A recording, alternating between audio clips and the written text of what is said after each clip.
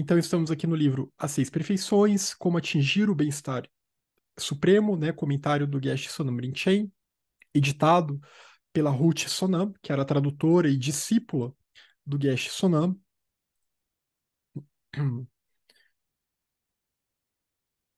E aqui eu vou apresentar algumas passagens que eu selecionei, né? Até que deu bastante slide aqui, mas aí sintam-se à vontade para complementar.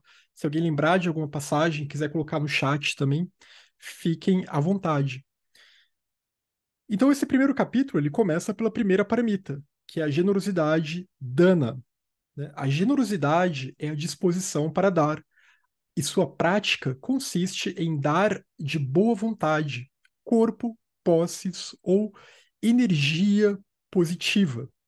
Então, dana é ter essa disposição a auxiliar os outros seres, a de alguma forma mitigar o sofrimento dos outros seres, doando o que pode ser doado. Isso vai incluir tanto as posses, né, coisas materiais, bens materiais, comida, etc. Mas quando fala dessa energia positiva, é muito no sentido de doar, por exemplo, o Dharma ou doar a virtude, né? Doar uma disposição, uma atitude virtuosa para os outros seres. Tem um outro texto, eu não sei se agora é no Siksa Samuchaya, do Shantideva, que fala, né, que o bom exemplo também é uma forma de dana, né, o bom exemplo para os outros. Então, se a pessoa vê que aquela outra pessoa tem uma boa conduta, isso também é uma forma de dana. Mas é claro, também doar uma boa intenção para os outros seres, bons pensamentos em relação aos outros seres, né, meditar pelo bem-estar desses outros seres. Isso também entra nessa ideia de doação de energia positiva.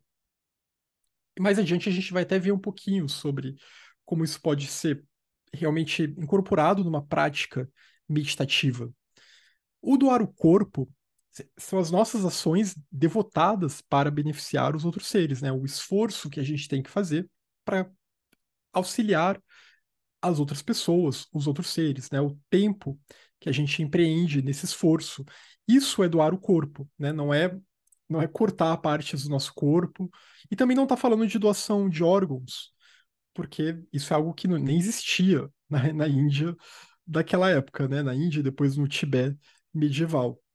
Então, aqui é doar o corpo no sentido realmente de as minhas ações, né, o meu trabalho, o meu serviço, sempre com essa intenção de auxiliar os outros seres. E isso inclui também disciplinar o corpo.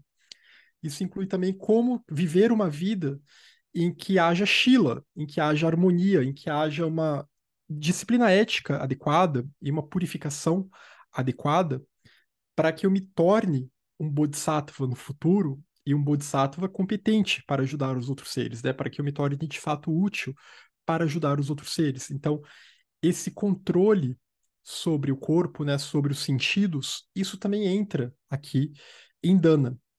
Como a gente já falou aqui anteriormente, e esse capítulo vai tocar nisso de novo, né? Uma paramita contém todas as outras. Então, conforme a gente vai vendo alguns desses exemplos de Dana, a gente vê outras paramitas lá incluídas também. Só recapitulando, né? As seis paramitas, Dana, generosidade, Shila, harmonia, Kshanti, a paciência, Virya, a reta energia, que acho que aqui foi traduzido como entusiasmo no livro, né? Shila foi traduzido como conduta ética, Kshanti está como paciência mesmo.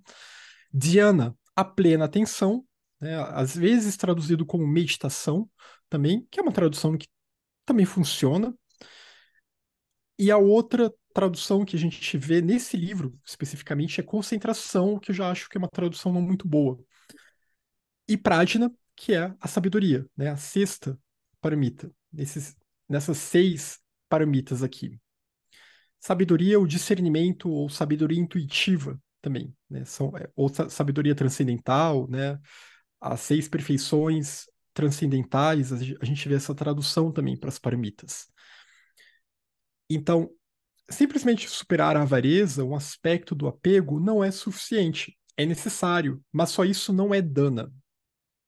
Porque você pode superar o seu apego, você pode superar a sua avareza, mas isso não quer dizer que você desenvolveu em você uma, disposição de auxiliar os outros seres. Você pode ter superado e não está se importando depois o que fazer com aquelas coisas que já não são mais fontes de apego para você. Então, é um passo, mas não é o suficiente. Porque o Theravada, que não enfatiza, né, o voto do Bodhisattva, ele também vai dizer que a pessoa tem que superar a avareza, né? Tem que superar todas as formas de apego.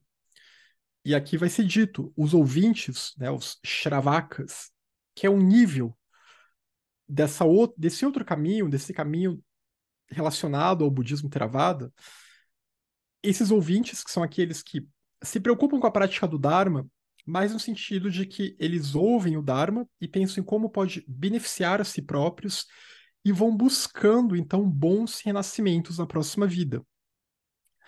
Mas eles não têm um compromisso de renascer para o benefício dos outros seres, né? Eles estão apenas tentando gerar mérito kármico para quando chegar na hora que conseguirem se libertar, eles se libertem, né? Vão acumulando. Os realizadores solitários, os Pratyeka Budas, já são aqueles que realmente veem que não adianta só ficar gerando mérito para ter uma. Isso é necessário, mas isso não é tudo. É necessário parar com o jogo, né? É necessário se libertar do samsara. Só que esse Pratyeka Buda, ele só pensa na sua libertação individual. Então é aquela coisa, eu me libertei, tchau.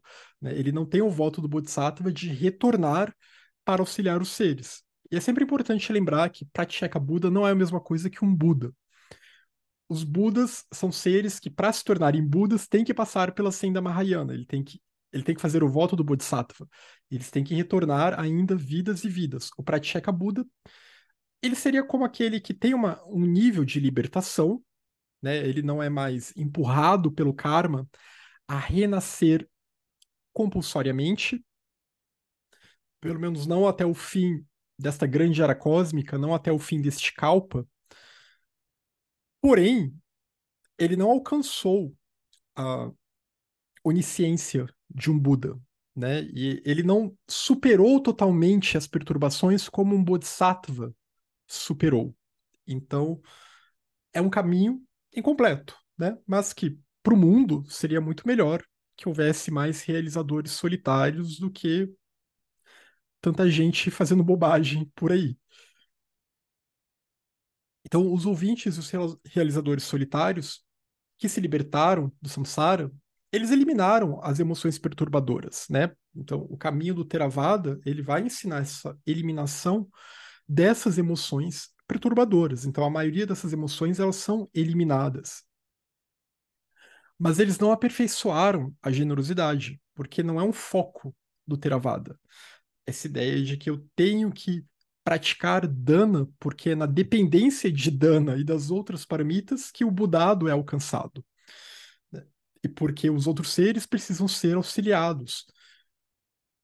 O aperfeiçoamento na generosidade, ele não é medido, por exemplo, pela quantia da pobreza, de pobreza que a pessoa eliminou, né? Também não dá muito para mensurar dana, não dá para ficar dizendo eu doei tanto, quer dizer que eu pratiquei muita dana na minha vida, né? Eu doei X cestas básicas para as pessoas, eu dei sopa no inverno para quem precisava, eu doei agasalhos, etc.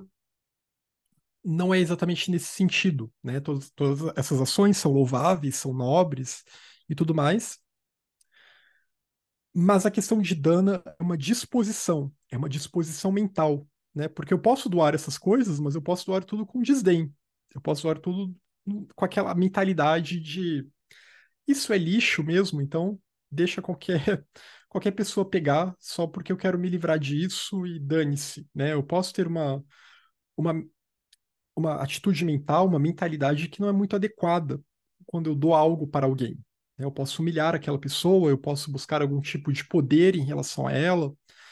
Nada disso é dana, né? A paramita dana, ela inclui uma disposição sincera para doar algo, seja algo material, seja o dharma, seja alguma coisa, né? Seja um ombro amigo, o que quer que seja o seu tempo, tudo mais. E a generosidade, ela se expressa na ação, né? Tem que ter uma disposição mental, uma mentalidade adequada, mas ela tem que se expressar na ação, né? Na nossa ação, na vida, no dia a dia, nossa postura, no mundo. E também na prática meditativa também. E como se desenvolve e aumenta a generosidade?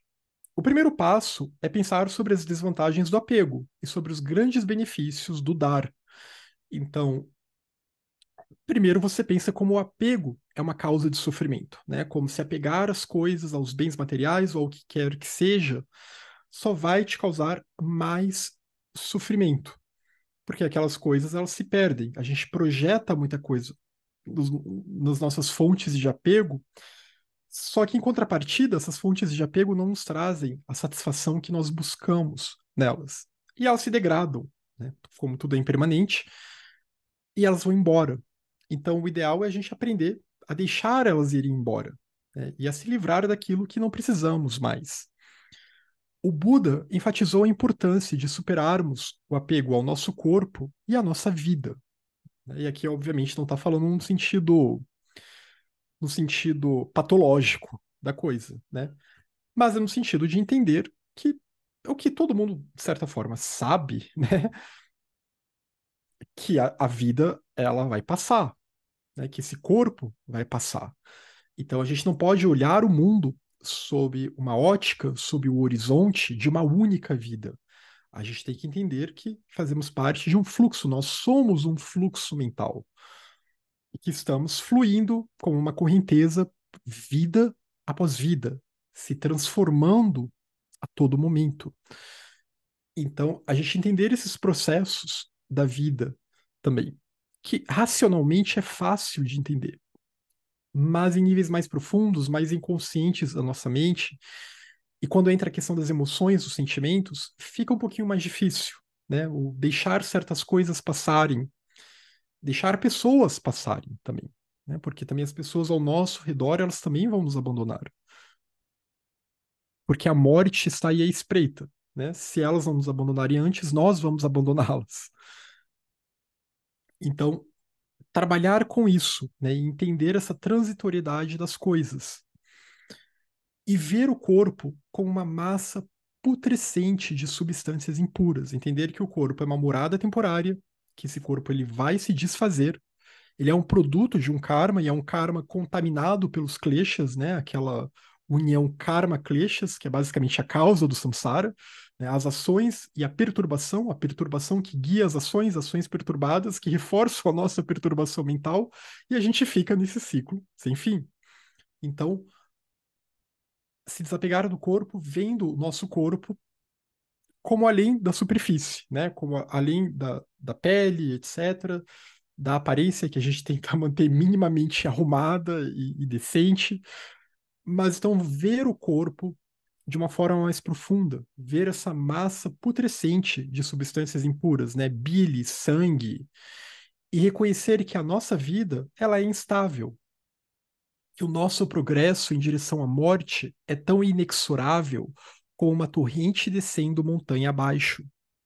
Isso diminui o nosso apego, né? Diminui o nosso apego ao nosso corpo e à nossa vida. A vida é essa vida presente, essa vida samsárica, né? Isso diminui o nosso apego a esses problemas da vida cotidiana que de repente tomam conta de tudo e a gente só consegue ter olhos para isso, né? Como se a realidade fosse somente essa vida pequena que a gente vive. Tanto o nosso corpo como a nossa vida são governados por outros fatores, na forma de ações compulsivas e emoções perturbadoras. A gente não tem um controle real sobre o nosso corpo e nem sobre a nossa vida, porque nós somos governados pelas perturbações, nós somos governados pelos nossos vícios e nós somos governados, portanto, pelo karma. Né? A lei do karma vai nos empurrando porque a gente gera uma série de karmas negativos, né? Uma série de ações negativas que vão ter consequências aí depois. E são ações compulsivas, porque as nossas perturbações elas não só atuam na nossa mente racional consciente, elas atuam no nosso inconsciente também. Muito antes da psicologia, da psicanálise, o budismo já falava no inconsciente, né? O fluxo mental ele é inconsciente, ou que é chamado de alaya vijnana, na literatura da escola Yogacara, né, Yogacara, é esse fluxo que carrega essas sementes, esse repositório que carrega a ignorância, a vidya e os outros kleshas que derivam, né, dessa ignorância, porque a partir daí vem uma visão errônea acerca da realidade, e tudo está de forma inconsciente em nós. Né? E por isso que o processo de transformação da mente, de alquimia mental, ele é um processo demorado, ele é um processo longo, porque a gente tem que ir até essas camadas mais profundas da mente e transformá-las. Alguém gostaria de fazer algum comentário, complementar alguma coisa? Algo relacionado a essas passagens que chamou a atenção?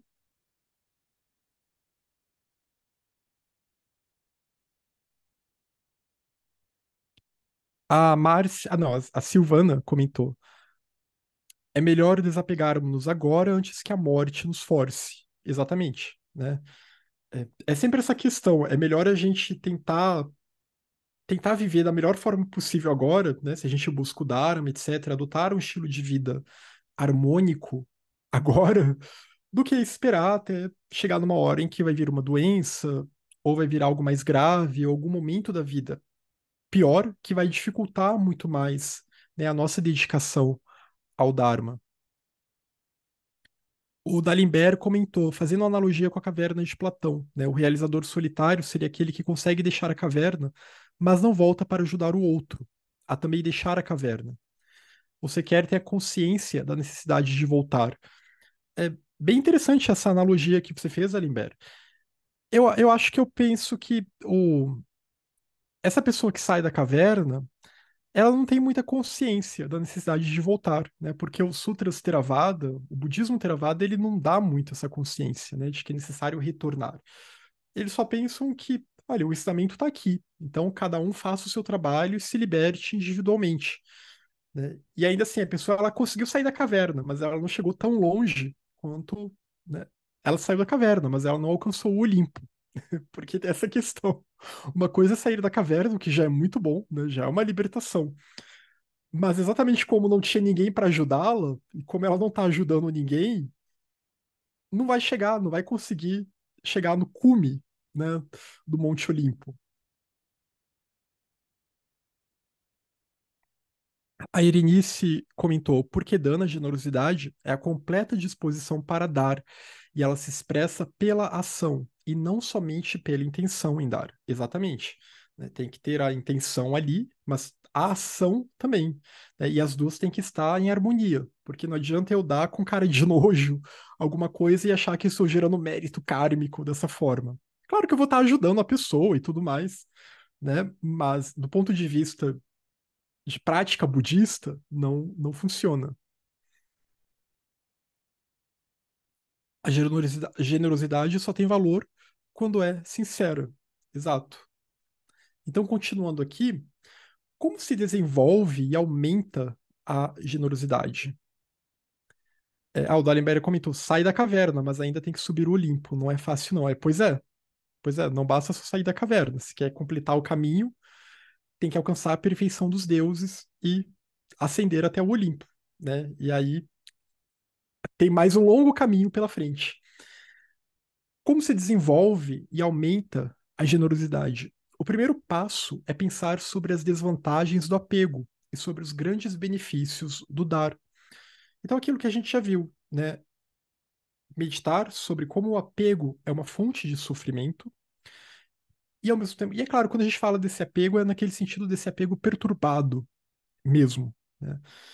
Como que ele nos causa sofrimento e ao mesmo tempo como que ajudar os outros nos causa alegria, porque causa alegria ao outro também. Né? E o Mahayana ele fala disso, como que a felicidade alheia ela pode ser contagiante, né? A alegria alheia ela pode ser contagiante. Como é bom a gente se alegrar quando ajuda os outros, quando pratica o Dharma, etc., também para ajudar a contagiar os outros com essa alegria, né? Com esse entusiasmo. Aí entra outra paramita aqui, que é Virya. Então, o Buda enfatizou a importância de superarmos o apego ao nosso corpo e à nossa vida. Né? Ver o corpo com essa massa putrescente, eu continuo no mesmo slide. Agora sim, vamos mudar de slide. Então, é entender que esse corpo essa ideia de ver o corpo como uma massa putrescente, etc., não é no sentido de causar nojo no corpo, naquele sentido de uma culpa, que eu quero dizer, né, de uma culpa cristã, de ficar se chibatando, uma culpa cristã mal compreendida, que é claro que a tradição cristã, no seu aspecto mais esotérico, místico, gnóstico, genuíno, se bem compreendida, ela também não vai ensinar ninguém a odiar o seu corpo, não é nesse sentido, mas é no sentido de entender que esse corpo ele é vazio de existência inerente. Essa aparência a qual a gente tanto se apega, ela é vazia de existência inerente. Isso aqui é só superfície, ela existe num nível bem superficial. Mas o corpo, na verdade, ele é uma junção de uma série de coisas, né? E o corpo não é o eu. O eu não está no corpo. O eu é uma junção de agregados também. E mesmo esse eu, como eu falei, por ser uma junção de agregados, ele também é vazio de uma existência independente ou inerente ou existência separada.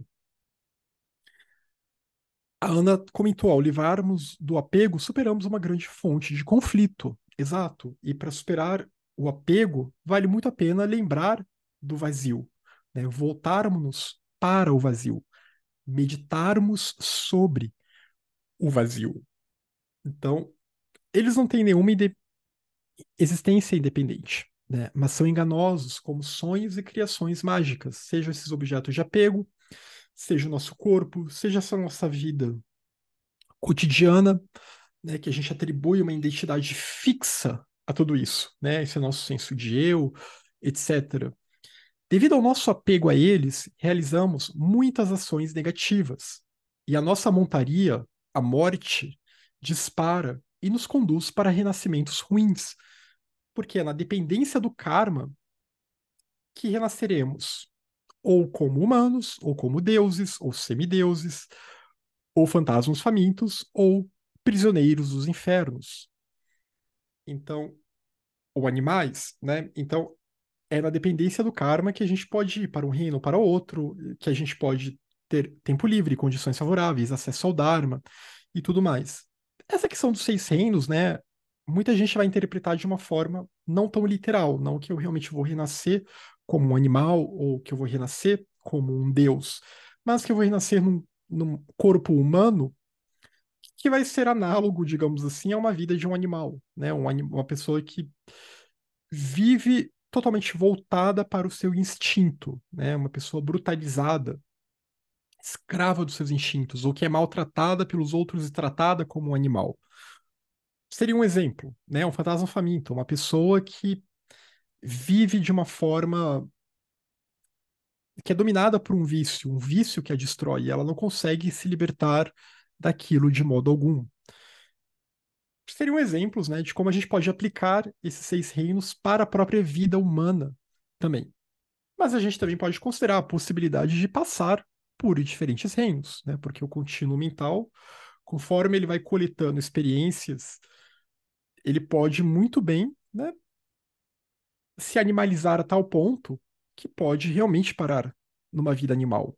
Ou pode passar por determinadas experiências que, ao invés de ir para uma terra pura após a morte, né, para um Devachan, algo nesse sentido, ele pode acabar no inferno de Aviti, nesse estado, né, entre uma vida e outra. Então, são muitas possibilidades aqui que a gente tem, mas o fato é que o nosso karma é o que vai realmente determinar o estado dos nossos renascimentos futuros, sejam bons ou sejam ruins.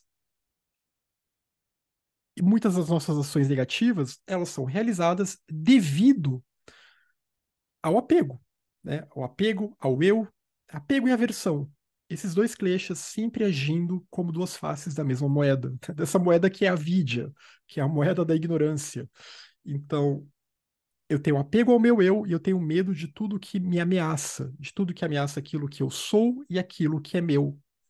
E a partir daí começam todos os conflitos da humanidade. Então, devido ao nosso apego a esse eu, realizamos ações negativas e a nossa montaria, a morte, ela dispara e nos conduz para renascimentos ruins. O eu parece ter existência verdadeira e independente, mas não tem.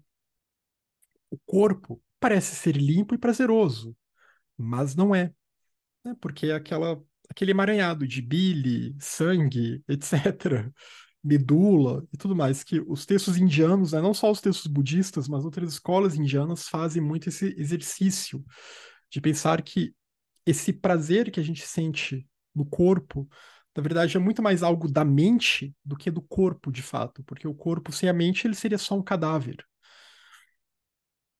A nossa força vital, ela parece ser duradoura, mas não é nada confiável. Então, ao mesmo tempo, a gente tem que cuidar do corpo, cuidar da nossa vitalidade, cuidar do nosso tempo, porque senão a gente desperdiça tudo isso.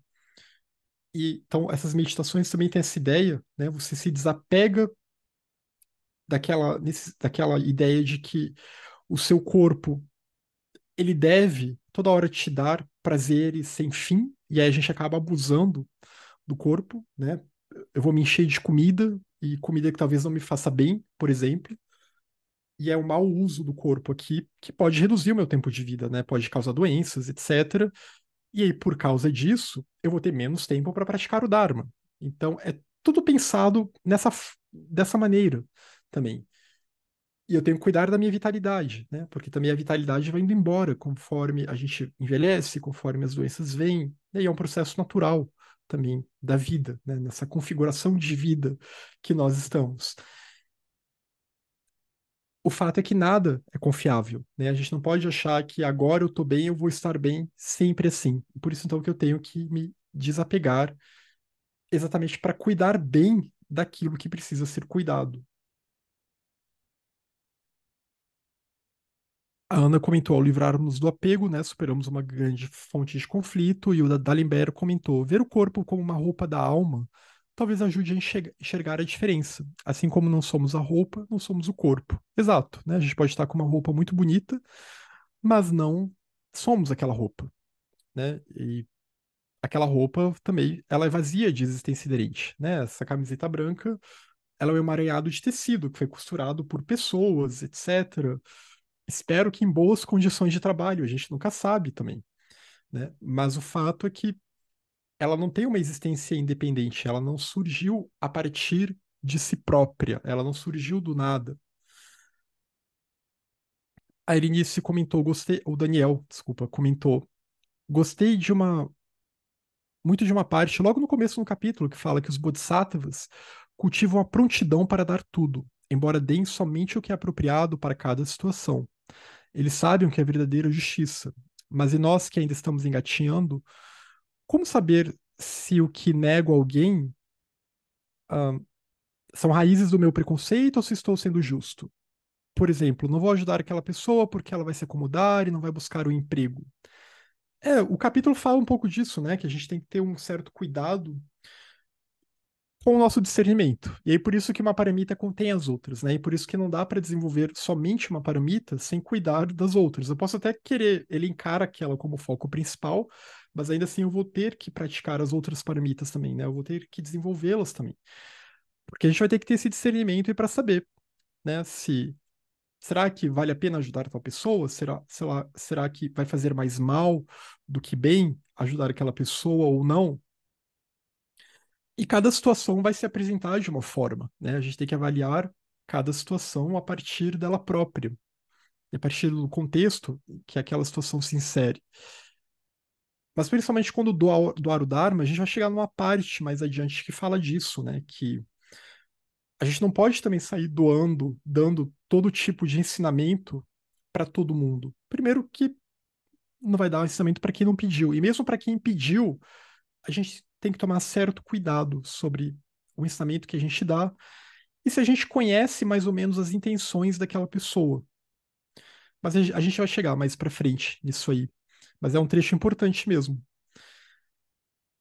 Então, esses três são enganosos e o tempo todo o nosso apego a eles impede-nos de ser generosos, de sermos generosos, né? Então, o apego ao eu, o apego ao corpo e esse apego à nossa vitalidade, né? São coisas que nos enganam porque elas estão se transformando a todo momento, elas são vazias de existência inerente, mas a gente as vê como se elas fossem fixas, como se fossem a nossa própria essência, né? E a gente vive para satisfazer o nosso eu, que a gente identifica como sendo o nosso corpo.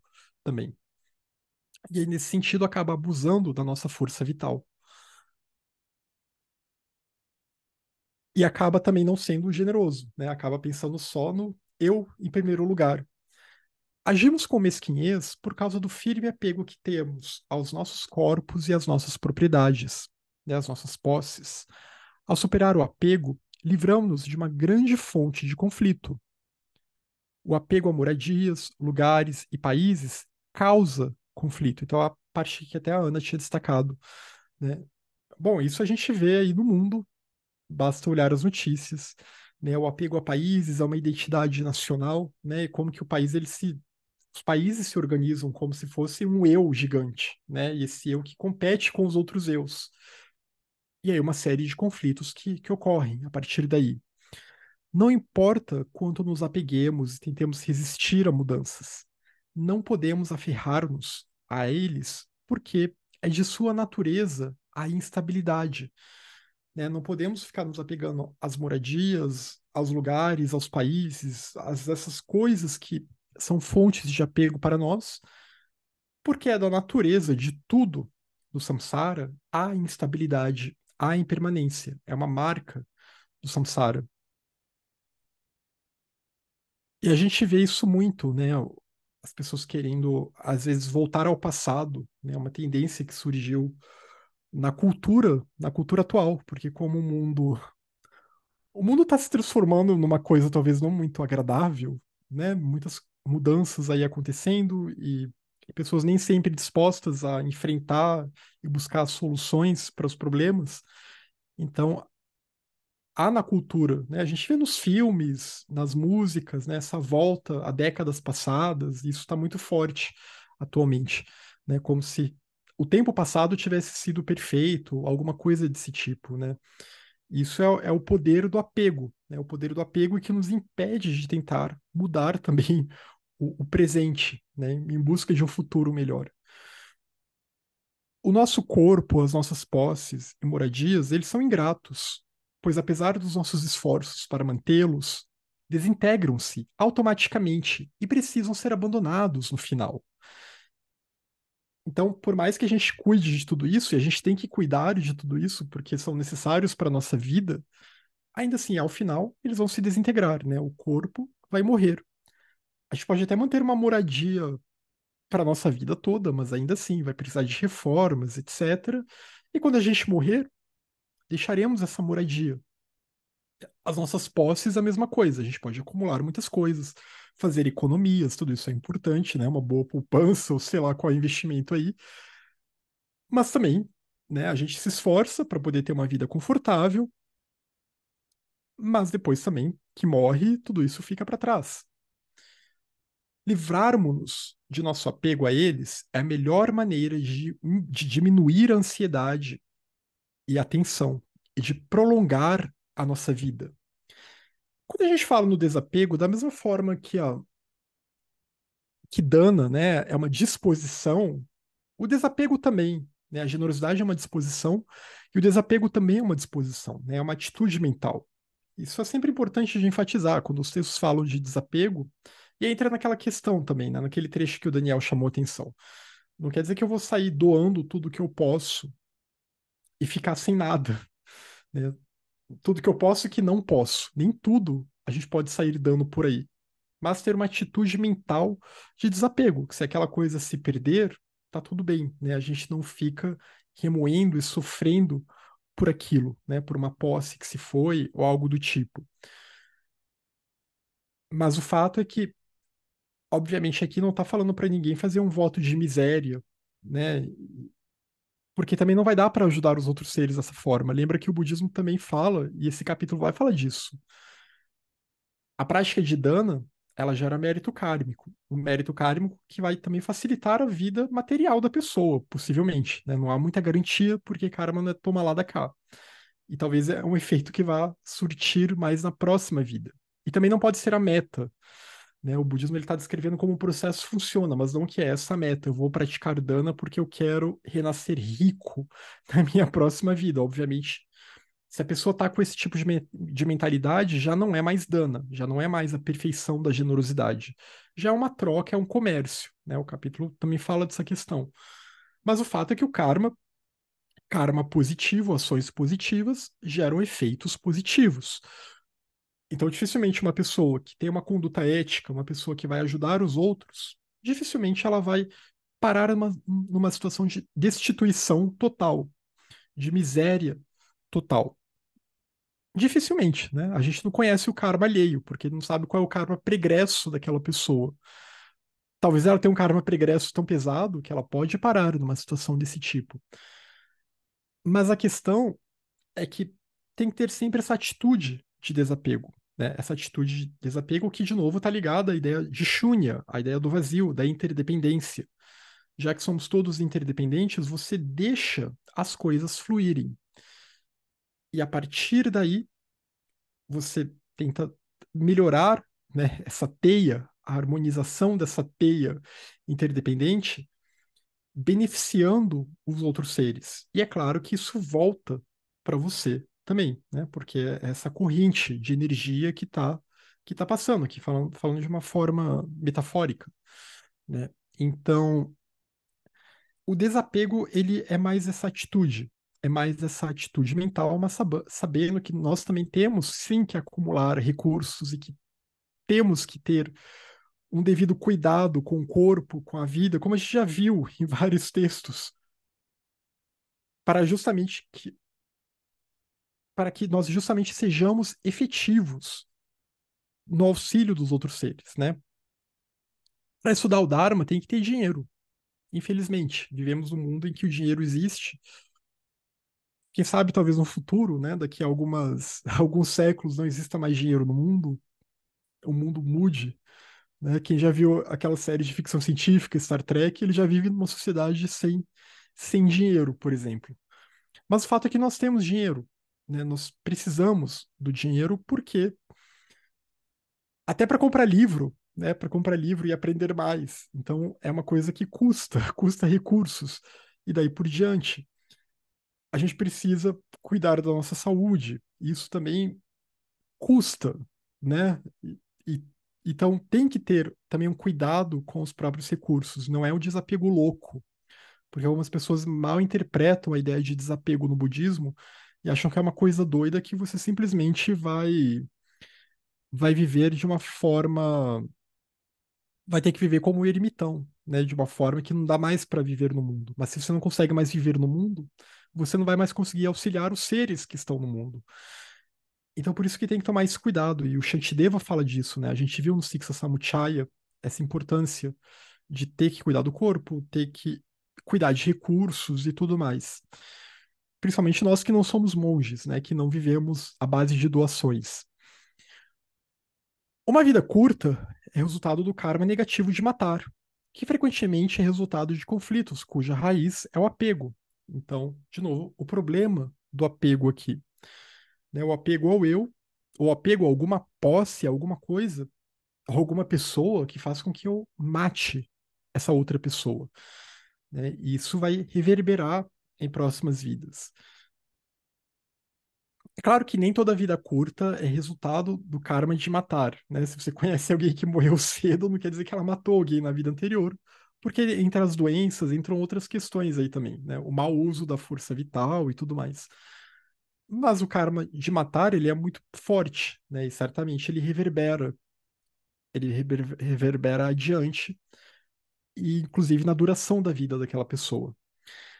Então é melhor desapegarmos agora, antes que a morte nos force.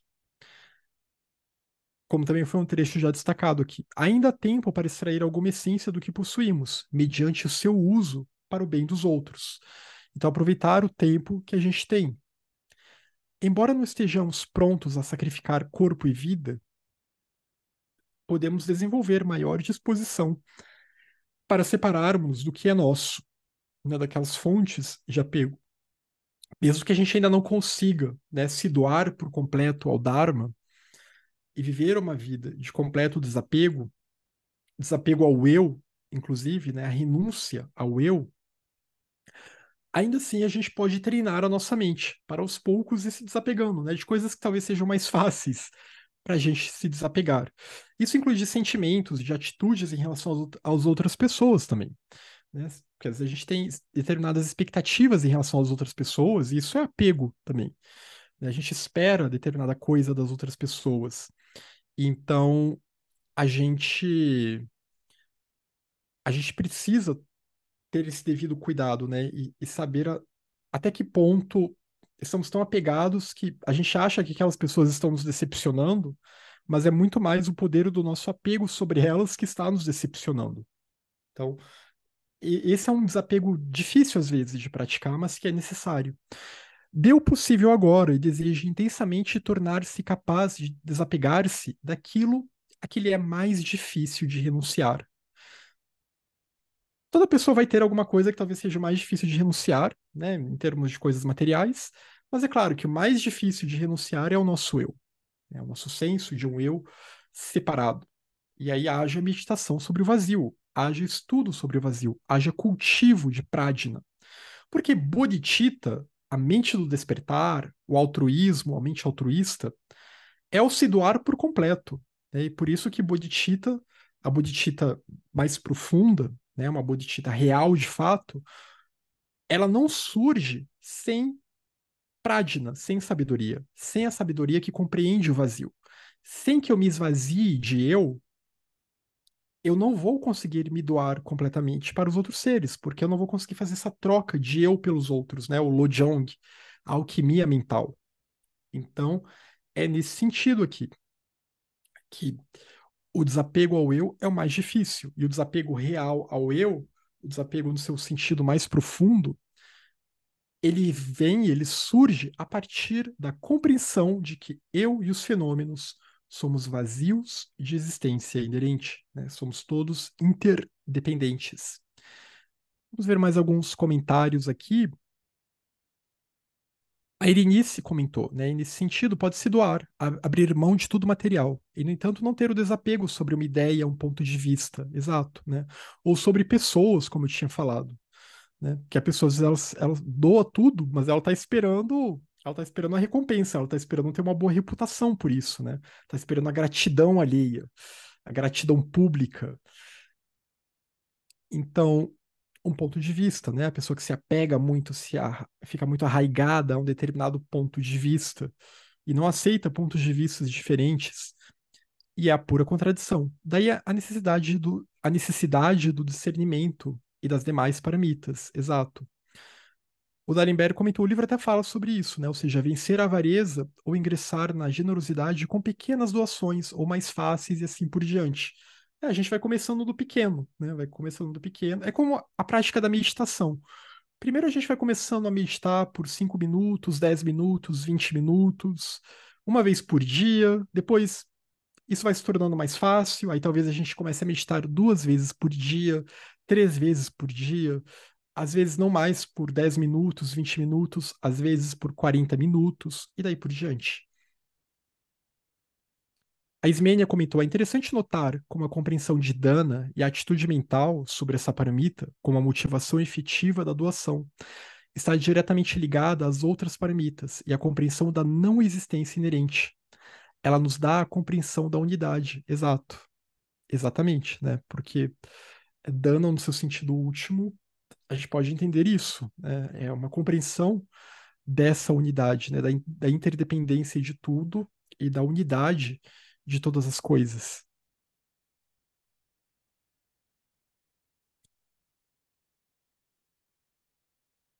Continuando aqui, os bodhisattvas, eles praticam a generosidade e as outras perfeições com 6 tipos de excelência, né? Esse capítulo ele tem muitas listinhas, a gente está voltando a ver mais listinhas aqui agora, né? Como a gente vê em muitos textos tibetanos.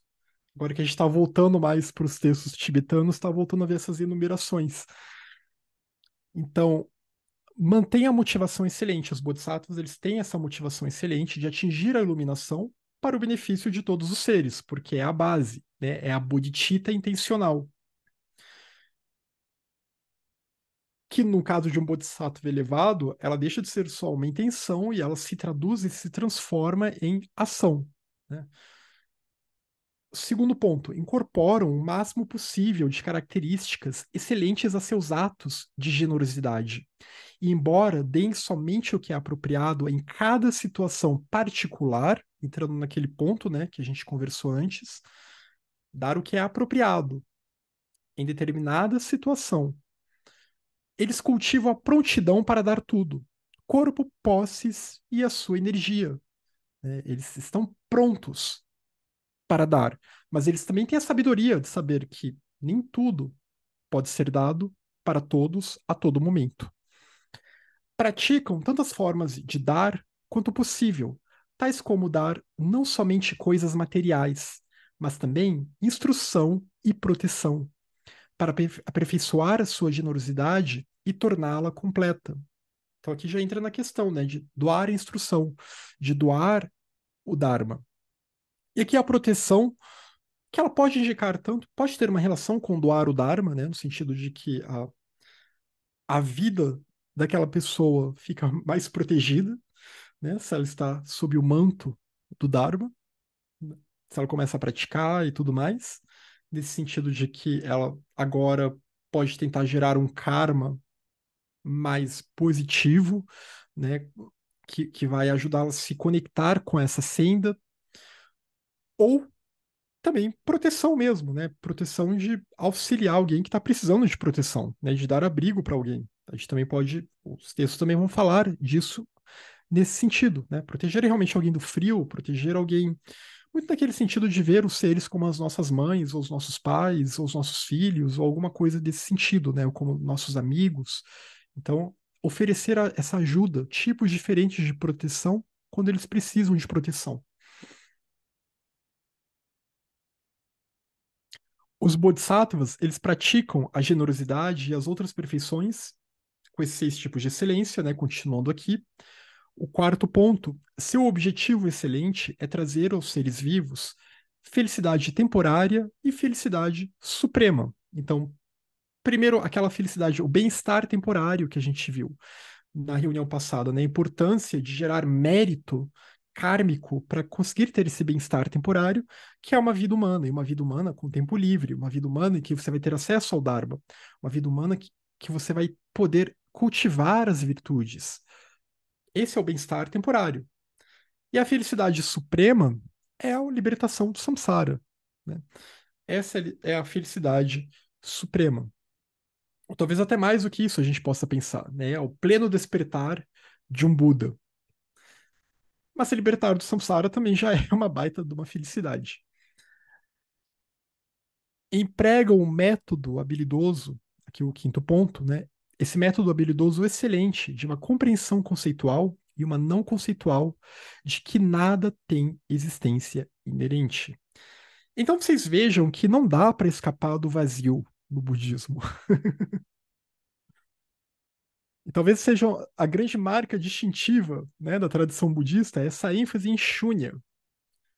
Eu acho que as palavras mais bonitas em sânscrito, né? Eu não sou um grande sânscritista nem nada, né? Tenho um estudo muito mais elementar e tal de termos, mas para mim as duas palavras mais bonitas na língua sânscrita são shunya e atman, que podem parecer contraditórias, mas quando a gente entende direito, a gente vê que elas se complementam, na verdade, né? Não dá para chegar em um no Atman real sem compreender shunya, né? Não dá para chegar no vazio de outro sem compreender o vazio de si próprio. Não dá para chegar à plenitude, que é cheia, obviamente, né, como a palavra plenitude diz, sem se esvaziar antes. Então, o vazio, ele é essencial. E um bodhisattva, tendo essa mente que compreendeu o vazio de existência inerente, essa sabedoria intuitiva, essa prajna, esse discernimento, né, ele é capaz de empregar métodos habilidosos excelentes, porque ele não olha o mundo sob o horizonte de um eu pessoal, sob o horizonte de um eu separado. Ele consegue ver a causalidade, né? Ele consegue ver mais acerca das mentes dos seres do que nós somos capazes de ver. talvez, é óbvio, ele não vai ver tanto quanto um Buda é capaz de ver, mas ele consegue ver muito mais do que nós conseguimos ver, né? Tô falando de um Bodhisattva elevado, daqueles lá do oitavo bume para cima. Então, esses Bodhisattvas elevados, né, ou Mahatmas em outras linguagens indianas, Jivamuktas em outras linguagens, eles sempre vão viver guiados por Bodhicitta. E a Ana comentou aqui, né? Ressalta que o doador, o recebedor e o presente são interdependentes. E ele vê isso, ele percebe essa interdependência. E o sexto ponto, eles fazem uma dedicação primorosa para o benefício de todos os seres vivos e praticam a purificação excelente, na qual tudo o que fazem é com a intenção de eliminar obstruções formadas pelas emoções perturbadoras, que impedem a liberação, assim como obstruções que impedem o conhecimento de todos os fenômenos. Né, que essa é a diferença do caminho Theravada para o caminho Mahayana, segundo os Sutras Mahayana. Né? A libertação do Theravada é essa liberação em que você supera o poder das emoções perturbadoras, dos kleshas, que inclui a avidya mais grosseira, e é esse apego, essa aversão, né, essa avareza que a gente está vendo aqui. E assim você consegue se libertar do samsara, né? Você não é mais empurrado pelo karma a renascer, porque você conseguiu se purificar. Mas no Mahayana, só isso não é suficiente, é essencial, mas não é todo o caminho, porque depois disso ainda tem que eliminar as obstruções que impedem a pura gnosis, né, o conhecimento aqui nesse sentido, a pura gnosis, a percepção direta de todos os fenômenos, da realidade última, na verdade, né, de Dharmata, a natureza última de todas as coisas. Então, que impedem Dhinana, né, tudo aquilo que obstrui Dhinana, porque ainda há um rastro de dualidade naquela mente. E isso só é eliminado totalmente quando alguém se torna um Buda, lá no 10º boom, no final do 10º boom, né, o 10º solo, naquele sistema dos níveis, né, os níveis iniciáticos da Senda Mahayana, que começa do primeiro boom e vai até o 10º, que é quando alguém se torna um Buda. E não que ele se encerre aí, né, porque aí haverá outros solos, mas sobre os quais a gente não tem muita informação. Mesmo que ainda não sejamos bodhisattvas, né, e mesmo que a gente ainda esteja tentando se aproximar do caminho, etc., podemos imitá-los. E uma vez, é aquela coisa, de tanto imitar, uma vez você se torna aquilo. A prática de qualquer perfeição, dana, generosidade, shila, harmonia, kshanti, a paciência, virya, a reta energia, dhyana, plena atenção, prajna, sabedoria, a prática de qualquer perfeição incorpora as outras cinco. Então, novamente reforçando esse ponto, né, que já discutimos aqui. Para se habilitar numa perfeição, você acaba tendo que desenvolver as outras também, porque elas também são interdependentes. Né? Isso é um ponto importante. A generosidade sozinha não protegerá dos maus renascimentos resultantes de ações negativas, porque se eu não tiver Shila, por exemplo, né, essa conduta ética ou harmonia, se eu não tiver Shila, eu vou continuar, mesmo que eu tenha generosidade, que eu ajude muitas pessoas, etc., ainda assim eu posso continuar me envolvendo com uma série de ações não virtuosas, né, gerando uma série de karma negativo, que isso pode me levar para maus renascimentos também. É claro que o karma positivo das boas ações conta, né, porque é sempre esse jogo complexo, é sempre esse meio a meio, geralmente. Mas eu vou passar por problemas, mesmo que eu seja uma pessoa muito generosa. E essa minha generosidade também, ela pode ser usada de uma forma inadequada. Exatamente porque ou eu não tenho uma harmonia adequada, eu não tenho uma conduta ética adequada. E aí, se eu não tiver uma Shila adequada, eu posso doar algo que, na verdade, eu nem poderia doar, porque nem era meu de fato, era de outra pessoa. Né? Eu posso roubar alguma coisa e doar para essa pessoa.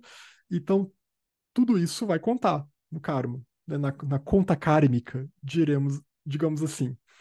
né? E também, se não tiver Prajna, né, eu vou doar para alguém que talvez não seja adequado doar determinada coisa, ou ensinamento para aquela pessoa, e daí por diante, né? Pode me faltar muita energia, a energia que eu preciso, o entusiasmo que eu preciso para continuar auxiliando os outros, eu posso deixar isso de lado.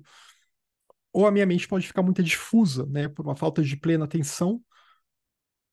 Ora eu sou muito generoso e ora eu tô só me preocupando com a minha própria vida. Ou por falta de paciência também, né? Perdi a paciência com essa galera ingrata e aí paro, paro de praticar a generosidade, né? Que aí vem a paciência e o poder do eu, aí da arrogância junto, da vaidade, etc.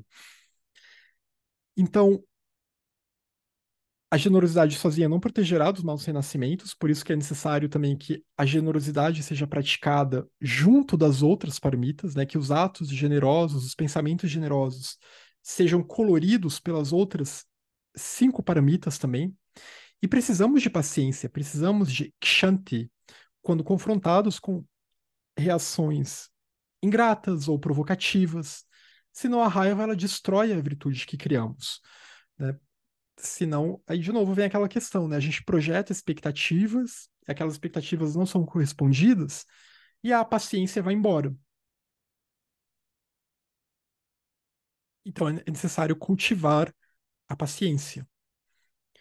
Não adie preguiçosamente uma ação generosa, mas aproveite com entusiasmo cada oportunidade que se apresenta, é que entra a víria, né? O entusiasmo.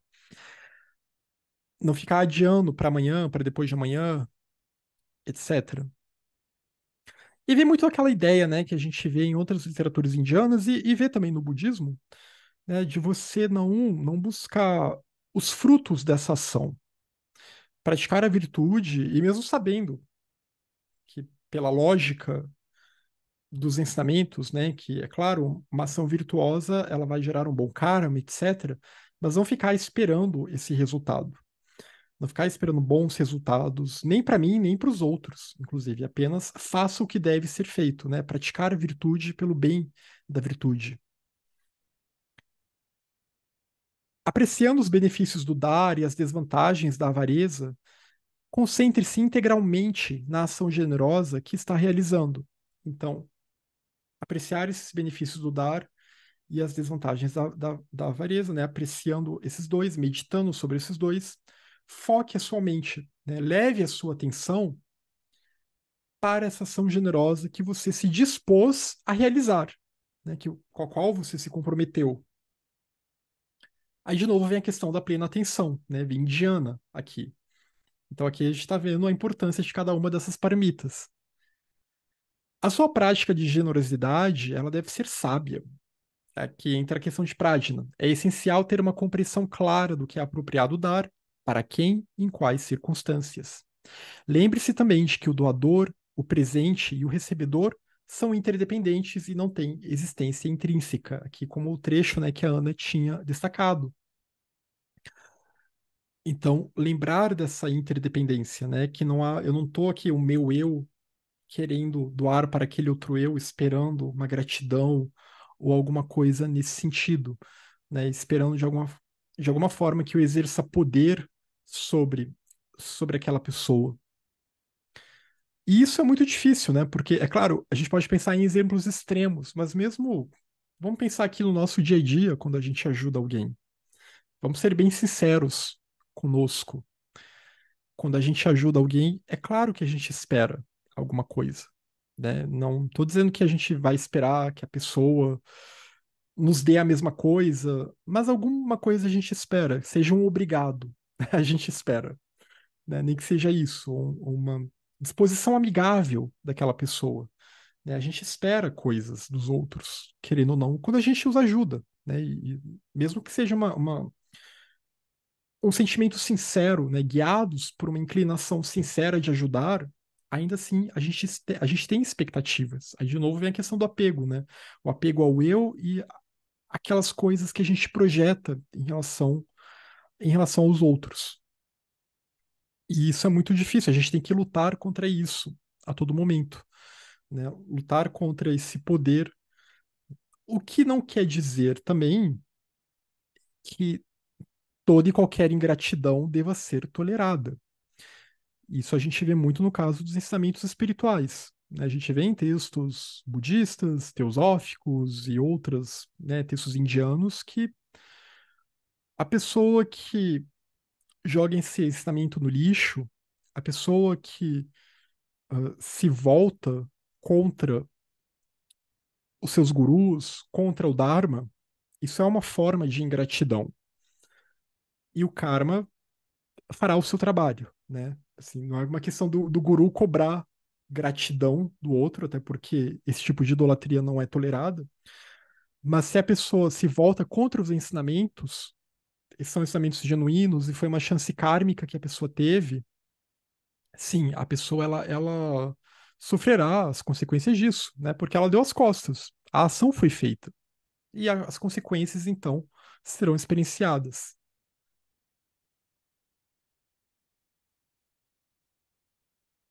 Então, a gente tem que tomar muito cuidado, né, em relação a nós mesmos, assim, não ficar cobrando dos outros, mas até em relação a nós, pensar nas outras pessoas que nos ajudaram na nossa vida, né, e as atitudes que nós tivemos em relação a isso também, essas oportunidades que se apresentam a nós, né, e como é ser grato, por exemplo, por ter acesso ao Dharma, não é ficar bajulando os professores do Dharma, não é ficar bajulando os gurus, não é nesse sentido demonstrar uma gratidão real pelo acesso ao Dharma, né? E eu detesto essa palavra gratidão pela forma como ela é usada hoje em dia, mas demonstrar uma gratidão genuína é muito no sentido, então, de você se dedicar à prática do Dharma, né? E se dedicar à prática do Dharma no contexto Mahayana é colocar as paramitas em prática. Essa é a verdadeira gratidão com o Guru. Essa é a verdadeira gratidão com esses textos aos quais, por, né, algum mérito kármico, nós todos aqui tivemos acesso. É tentar colocar isso em prática, dentro das nossas possibilidades. Isso é, de fato, demonstrar esse tipo de gratidão. Uma gratidão para com os outros seres, inclusive. Mesmo dar um pouco de comida, lembrando desses princípios, torna-se uma prática excelente. Então, lembrando dessas paramitas que estão incluídas na paramita da generosidade, na perfeição da generosidade, mesmo uma doação simples, né?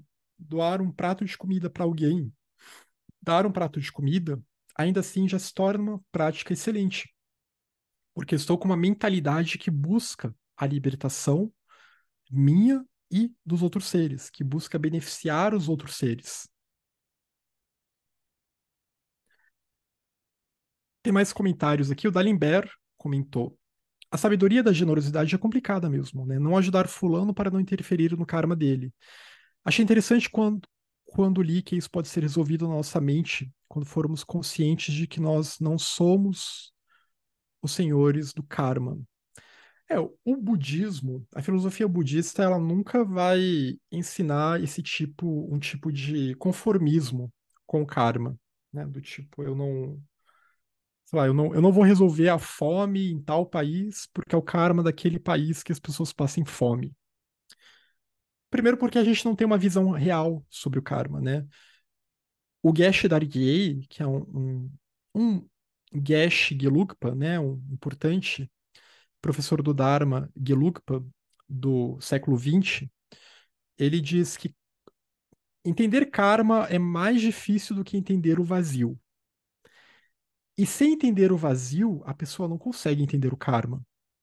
Sem entender a interdependência e toda a teia da causalidade, a pessoa de fato ela não vai conseguir entender o karma, né, e todo o processo. Por isso que os textos budistas sempre falam, né, que não é bom a gente nem ficar muito querendo avaliar o karma alheio, porque mesmo o nosso karma a gente não consegue avaliar, né? Eu não sei o que que eu fiz na minha vida. Eu tenho uma doença X, por exemplo. Não sei o que que eu fiz na minha vida anterior para ter aquela doença X. Mas o fato é que eu tenho que tratar aquela doença, né? Porque senão ela pode piorar. Ou eu estou num momento da minha vida tal, que pode ter relação realmente com alguma questão kármica de uma vida anterior. Mas eu tenho que fazer alguma coisa para isso. né? Porque a ideia do budismo é que a gente se liberte do sofrimento o quanto antes, né? É a gente realmente se libertar, e se libertar do sofrimento inclui se libertar de karma e kleshas, e auxiliar os outros a se libertarem também. Então é diferente de talvez outras escolas filosóficas, né, que dão muito essa ideia de que a gente não deve interferir no processo, às vezes até fala um processo evolutivo, né? Escolas ocidentais vão falar disso, como se fosse uma coisa evolutiva. O budismo, como o tempo é cíclico na perspectiva indiana, não tem muito essa ideia de evolução linear, né? Então, é aquela lógica simples. Se eu tô com uma gripe, ou se tem alguém com uma gripe perto de mim, é melhor eu ajudar essa pessoa a resolver essa gripe.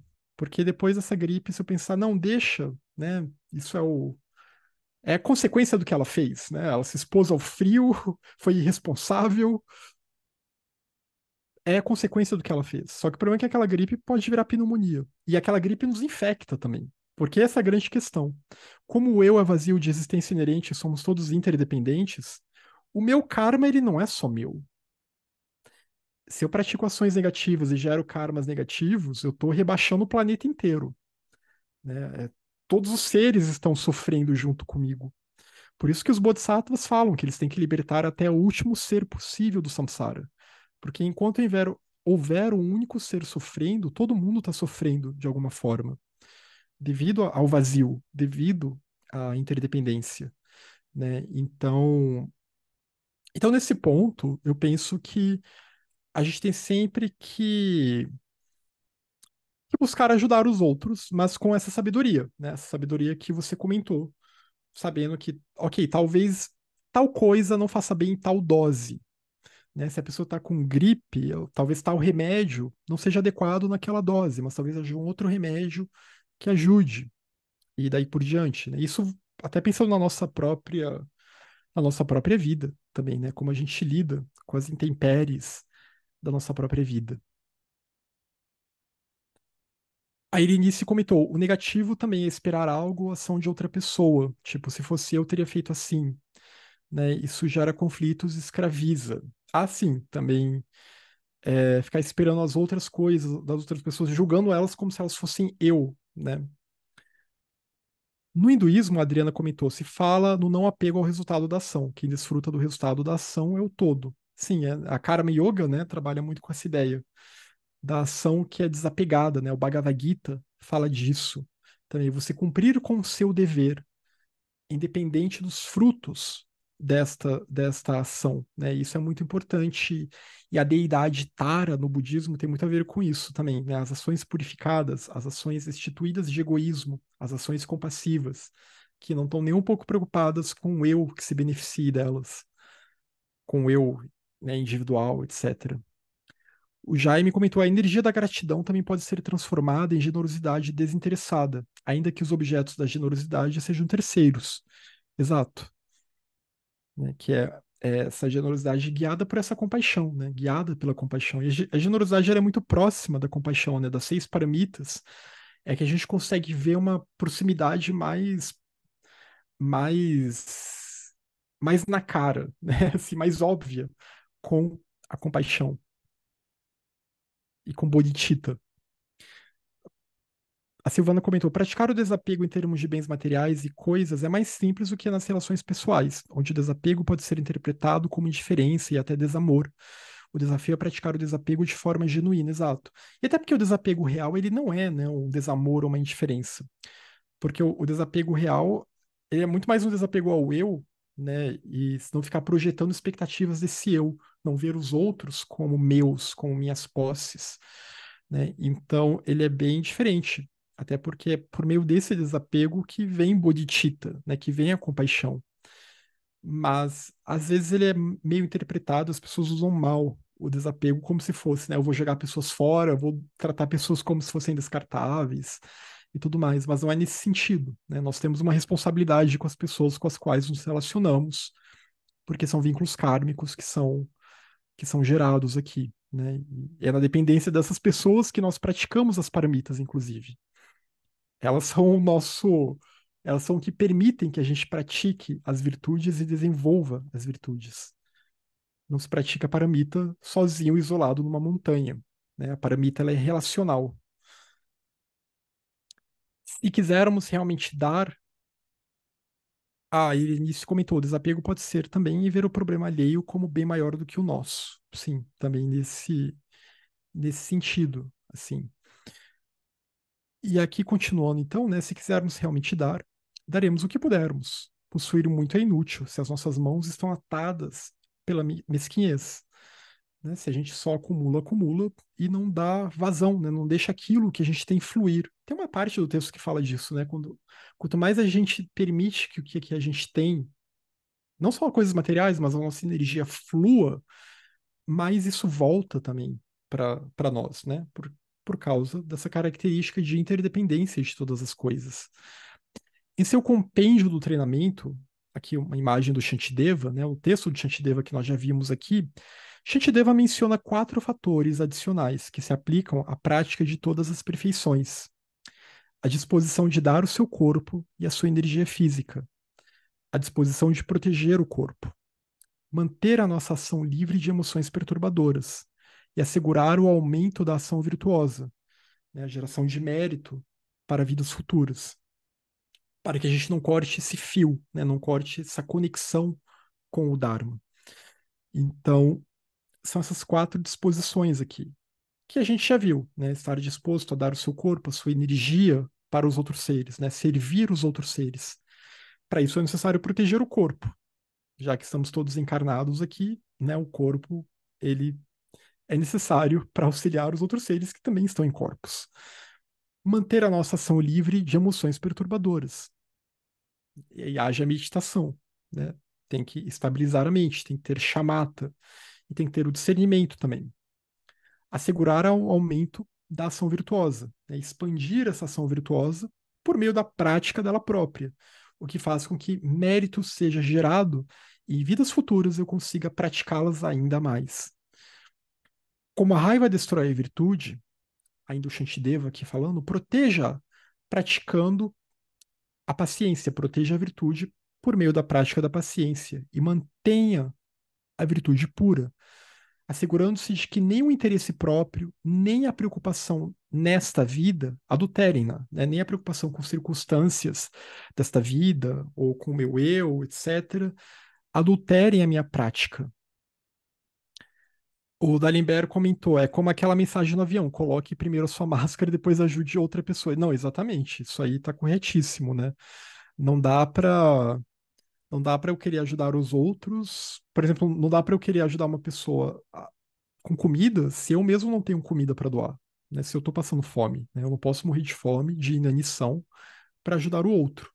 Então, o budismo ele não estimula esse tipo de autossacrifício destrutivo, né? Esse tipo de. Porque aí a gente já vira uma coisa meio suicida, inclusive, né? Uma coisa danosa. Não um suicídio real, porque não há intenção aqui de suicídio, né? Então não é considerado suicídio. Eu, eu usei mal as palavras. Mas é uma ação danosa, uma ação sem discernimento. A Irinice pegou esse trecho da Voz do Silêncio, né? Essa afirmativa nos remete a viver para beneficiar a humanidade é o primeiro passo. Praticar as 6 gloriosas virtudes, o segundo. Exato. Como bem belamente fala a Voz do Silêncio. E aumente a virtude alegrando-se com o bem que você fez, né?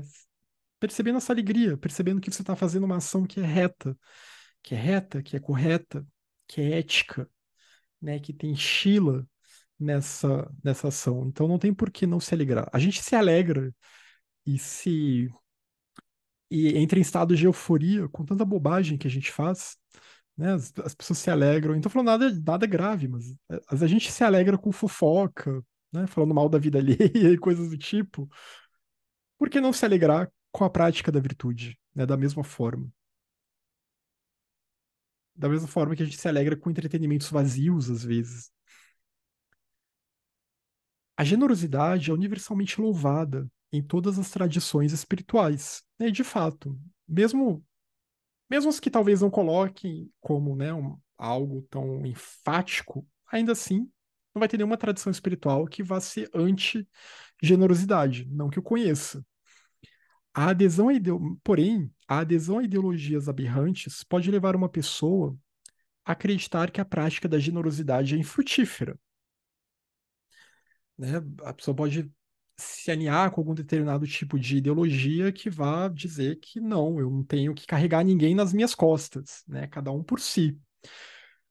É a sobrevivência do mais apto. E é a competição total. E aí isso não vai ter espaço para a prática da generosidade. Ou que infligiram mal por meio do sacrifício ritual de sangue, a oferenda apropriada para os deuses, né? Que aí eu tô, ao invés de fazer uma oferenda vegetal, né, acender um incenso, colocar uma fruta, alguma coisa assim, eu mato um ser vivo para agradar os deuses, como se isso fosse uma prática generosa, como se eu quisesse demonstrar a minha gratidão aos deuses, né, aos deuses ou a um deus ou o que seja. Isso os textos budistas sempre vão ser radicalmente contra, né, a questão do sacrifício de animais, que acontecia na Índia, né, na Índia antiga, em algumas vertentes já corrompidas do hinduísmo, a gente via, é, a gente vê referências, né, a sacrifícios, etc. E a tradição budista sempre vai ser muito crítica em relação a isso, né? Porque que direito você tem de destruir essa vida? E ainda para idolatrar seres que estão presos no samsara também, né? Já que esses deuses, esses devas, esses seres da natureza, etc., eles também estão presos no samsara. Nós podemos ser muito melhores e maiores do que eles. Nós podemos ser Budas, eles não. Eles precisam muito mais de nós do que nós precisamos deles. A pessoa pode dar acreditando que isso lhe trará boa sorte ou a libertará do apego. Ou pode ainda considerar apropriado dar proteção ao único ser, em detrimento de muitos outros. Então, se a pessoa acredita que vai dar boa sorte ou que só o dar vai libertá-la do apego, não é o suficiente, porque ela tem que meditar sobre a renúncia. Né? Não é porque, eu vou te dar isso aqui, pronto, já superei o apego. Vou te dar esse livro que eu nem quero mais para mostrar como eu sou desapegado. Não é nesse sentido. Né? Ou pode considerar apropriado a proteção ao único ser, em detrimento de muitos outros. E aí também, aí que não é uma prática adequada de dano no sentido Mahayana. Né? É melhor ajudar uma pessoa que seja do que não ajudar ninguém, claro. Mas do ponto de vista Mahayana, tem que se desenvolver essa compaixão impessoal, né? Que olha para todos os seres, que considera o todo. Quer dizer, eu posso ajudar uma pessoa, mas de uma forma que pode causar sofrimento a eles, a outras pessoas, né? Eu estou, sei lá, roubando, desviando recursos, alguma coisa assim, que vai ajudar uma pessoa, um grupo determinado, mas o resto da população ou as outras pessoas vão sofrer, né, pela falta desses recursos aqui. Só dando um exemplo. Dê sem humilhar o recebedor de sua generosidade, sem condescendência, competitividade ou orgulho. Então, sem arrogância, sem vaidade. Né? A vaidade da pessoa em pensar, por exemplo, que dá melhores ensinamentos, que usa a linguagem mais eloquente para comunicá-los, ou tem um domínio mais profundo de seus significados, estraga a generosidade, assim como o pensamento sobre a grandeza ou fama que ela espera atingir. Então, não ter nem vaidade e nem aquela arrogância, né, de achar que eu sei mais do que os outros e tratar com desdém que não sabe. Que, infelizmente, a gente vê isso às vezes, né, em pessoas que falam de filosofia budista, mas falam com uma, uma mentalidade totalmente equivocada, né, totalmente pervertida nesse sentido, assim, não entendendo que isso é uma joia que está sendo doada, né? É um néctar que está sendo compartilhado. E não é simplesmente um- uma filosofia materialista que eu estou espalhando para mostrar como eu sou intelectualmente superior aos outros. Outra atitude inadequada é demonstrar desdém para com os avarentos, quando se é generoso, porque isso pode enraivecê-los e levá-los a um mau renascimento devido à raiva que vai ser gerada neles, né? Então, é tentar também não estimular a raiva no coleguinha, para que ele não gere um karma negativo para si próprio, que também vai respingar em nós, né? Porque a gente fez questão de despertar aquela raiva na pessoa. Então, evitar esse desdém. né? E pensar que torcer para que aquela pessoa supere, né? Supere a sua avareza. É a melhor atitude mental para gente, né? Torcer para que ela supere esse vício, ao invés de simplesmente demonstrar desdém ou raiva em relação a ela. Ao invés de ficar deixando que o klesha da aversão, né, tome conta de nós.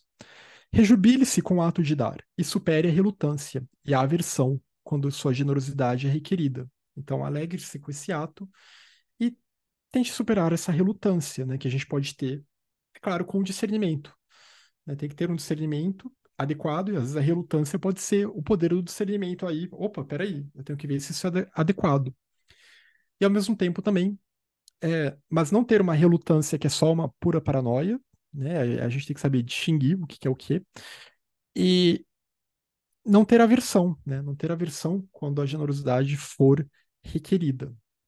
É que o D'Alembert comentou, dar sem autopromoção, né? Aquela lição atribuída a Jesus, que a mão esquerda não veja o que está dando com a direita, exatamente. Né? Não ficar se autopromovendo, né? Postando. Eu já vi uma coisa horrível, eu descobri que parece que tinha uma moda, não sei se já passou no TikTok ou no Instagram, de pessoas que elas faziam vídeos que supostamente elas ajudavam animais. Só que, na verdade, elas não estavam ajudando os animais de verdade, elas estavam colocando os animais em situação de perigo, sei lá, você coloca um gato em cima de uma árvore, por exemplo, aí você vai lá e tira aquele gato, mas você só filma a parte que você tirou o gato, para mostrar, né, olha só como eu ajudo animais, como eu sou uma boa pessoa, né, então o ser humano, ele nunca para de nos surpreender, né, na sua capacidade de fazer bobagem. A Erenice comentou, né? Somos corresponsáveis com os gatilhos de kleshas nas pessoas que nos relacionamos, exatamente. Ainda mais se a gente tem esse entendimento, né, budista, o ideal é que a gente pare para pensar e tente não despertar isso nas outras pessoas. Claro que a gente nem sempre tem controle sobre isso, né? Em geral, a gente não tem, porque às vezes até coisas que para nós parecem ser inocentes vão despertar alguma perturbação nos outros, né? Mas pelo menos que a gente não tenha a intenção, né? Que a gente não tenha a intenção de despertar esses gatilhos de kleshas, né? Gostei dessa expressão, Irinice.